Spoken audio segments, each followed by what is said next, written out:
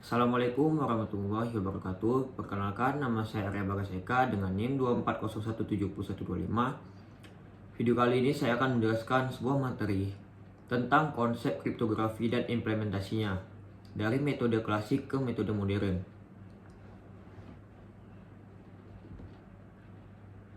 Apa itu kriptografi? Asal dan definisi. Kriptografi berasal dari bahasa Yunani, yaitu kriptos, yang artinya tersembunyi, dan graphein, yang artinya menulis. Ilmu ini merupakan perpaduan seni dan sains yang bertujuan untuk mengamankan informasi agar hanya pihak yang berwenang dapat mengaksesnya. Tujuan pertama, kerahasiaan, menjaga privasi data dari akses tidak sah. Yang kedua, ada integritas, memastikan data tidak berubah selama transmisi. Yang ketiga, autentikasi, memverifikasi identitas pengirim pesan.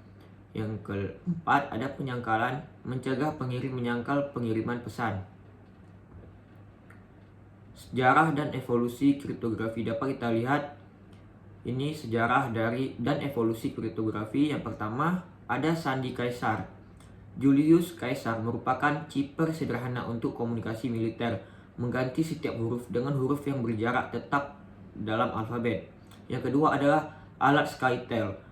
Yunani kuno menggunakan batang kayu untuk enkripsi transposisi dengan membungkus pita kulit di sekitarnya. Yang ketiga, ada era komputer. Perkembangan algoritma kompleks seperti DES, AES, dan RSA untuk melindungi data digital dalam skala besar. Yang keempat, ada era digital modern. Enkripsi end-to-end, blockchain, dan kuantum kriptografi menjadi standar keamanan komunikasi dan transaksi digital. Tujuan fundamentalnya untuk melindungi pesan dari pihak tidak berwenang, menjaga integritas dan keaslian pesan. Dalam era digital, kriptografi ada fondasi kepercayaan dalam setiap transaksi online, dari aplikasi chatting hingga transaksi perbankan elektronik. Metode klasik, yaitu substitusi dan transposisi. Substitusi, setiap huruf dalam pesan diganti dengan huruf atau simbol lain berdasarkan aturan tertentu. Contohnya, Kaisar kiper mengganti setiap huruf dengan huruf yang bergeser 3 poin, A ke D, B ke E. Vignere Chipper menggunakan kata kunci untuk variasi substitusi yang lebih kompleks. Ada transposisi. Posisi huruf dalam pesan diubah atau diacak tanpa mengganti karakter itu sendiri. Relevance Chipper menyusun pesan dalam pola zigzag, kemudian membacanya baris per baris. Columnar Transposition mengatur pesan dalam kolom dan mengurutnya ulang berdasarkan kunci numerik. Ada keunggulan metode klasik. Yang pertama, mudah dipahami dan diimplementasikan. Yang kedua, menggunakan kunci tunggal yang sederhana. Dan yang terakhir, cocok untuk pendidikan dan pemahaman dasar. Tetapi ada kelemahannya juga. Kelemahan metode klasik yaitu yang pertama, rentan terhadap analisis frekuensi. Yang kedua, dapat dipecahkan dengan serangan brute force. Yang terakhir, ada tidak cocok untuk data sensitif yang modern. Selanjutnya, kriptografi modern, simetris dan asimetris. Ada dua paradigma utama keamanan digital. Enkripsi simetris, satu kunci bersama. Pengirim dan penerima menggunakan kunci yang sama untuk enkripsi dan deskripsi. Contoh, AES atau Advanced Encryption Standard dan DES, Data Encryption Standard, dan Blowfish sangat cepat dan efisien untuk data besar.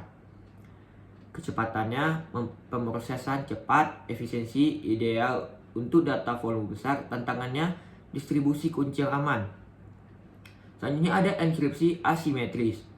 Pasangan kunci public-privat. Setiap pengguna memiliki kunci publik yang dibagikan dan kunci privat yang dirahasiakan. Pesan dienkripsi dengan kunci publik dan hanya dapat dienkripsi dengan kunci privat. Contohnya RSA, Elliptic Curve Cryptography atau ECC, dan Diffie-Hellman. Distribusi kunci publik dapat dibagikan. Autentikasi, mendukung tanda tangan digital. Keamanan, lebih aman untuk pertukaran kunci. Perbandingan dan implementasi nyata.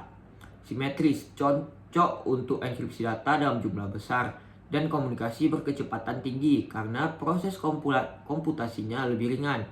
digunakan dalam VPN atau Virtual Private Network untuk mengekripsi seluruh trafik internet dan dalam WiFi, protokol WPA2 atau WPA3. Sebaliknya, asimetris digunakan untuk tugas-tugas khusus yang memerlukan verifikasi identitas dan tidak perlu memproses data besar secara real time.